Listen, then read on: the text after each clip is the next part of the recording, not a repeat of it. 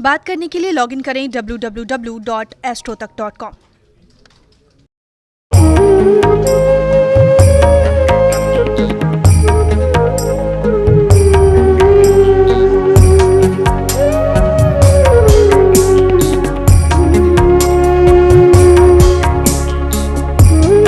जहां कृष्ण वहां राधा,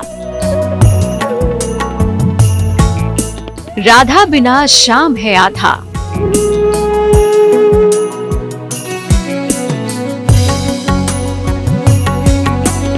ये दो शब्द नहीं बल्कि एक नाम ही है जो एक दूसरे के लिए ही बने हैं। राधा वो नाम जिसमें कृष्ण समाये हुए हैं। योगेश्वर कृष्ण की प्रेरणा और आराध्य शक्ति है राधा, जिसमें भक्ति का संपूर्ण योग समाहित है।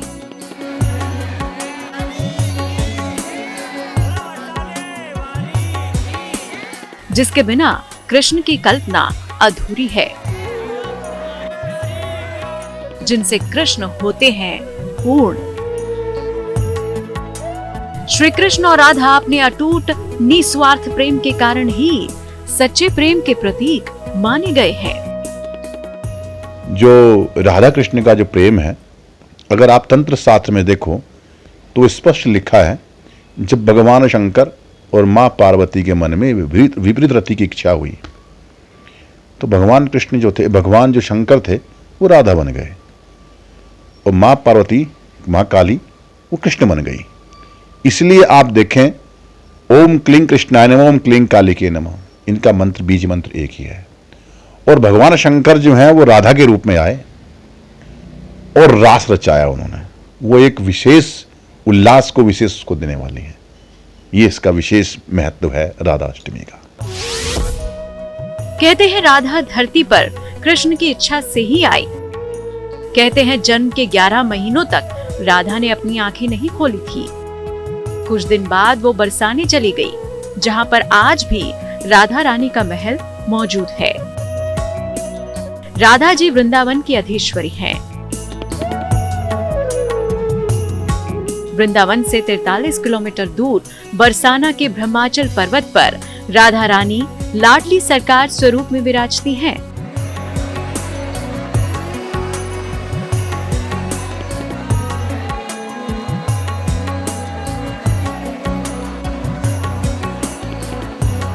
राधा रानी का ये दरबार श्री जी दरबार के नाम से भी प्रसिद्ध है।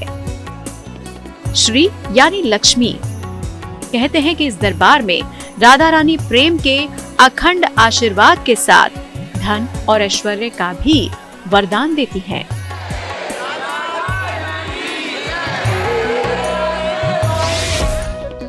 भाद्रपद शुक्ल पक्ष की अष्टमी तिथि को बरसाने में राधा जी का जन्म हुआ था।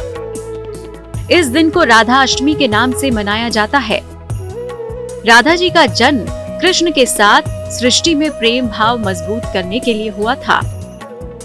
कुछ लोग मानते हैं कि राधा एक भाव है जो कृष्ण के मार्ग पर चलने से प्राप्त होता है। हर वो व्यक्ति जो कृष्ण के प्रेम में लीन होता है राधा कहलाता है। अष्टमी तिथि 3 सितंबर को दोपहर 12:25 पर आरंभ होगी। इस तिथि का समापन 4 सितंबर रविवार सुबह 10:40 पर होगा। उदया तिथि के अनुसार राधा अष्टमी का पर्व 4 सितंबर को मनाया जाएगा।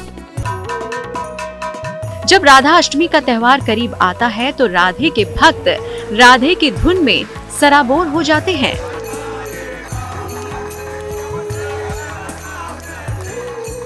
राधाष्टमी ही वो दिन होता है जब भक्त राधा रानी के चरणों के शुभ दर्शन प्राप्त करते हैं, क्योंकि दूसरे दिनों में राधा के पैर ढके होते हैं। लाडली के जन्मोत्सव को धूमधाम से मनाने की तैयारी यहाँ पहले से ही शुरू हो जाती है। किशोरी जी आने वाली हैं तो घर को खूब अच्छे ढंग से सजाएं, खूब मंगल कलश अपने घर की देहरी पर रखें, देहरी माणें, बंधन बार लगावें और हम अपने घर के सभी सदस्य मिलजुल करके खूब बढ़िया वस्त्र पहन करके तैयार हों और तैयार होकर के श्री किशोरी जी के 12 बजे मध्याह्न में जन्म के समय पंचामृत आदि अभिषेक करने के बाद में बधाई गायन करें।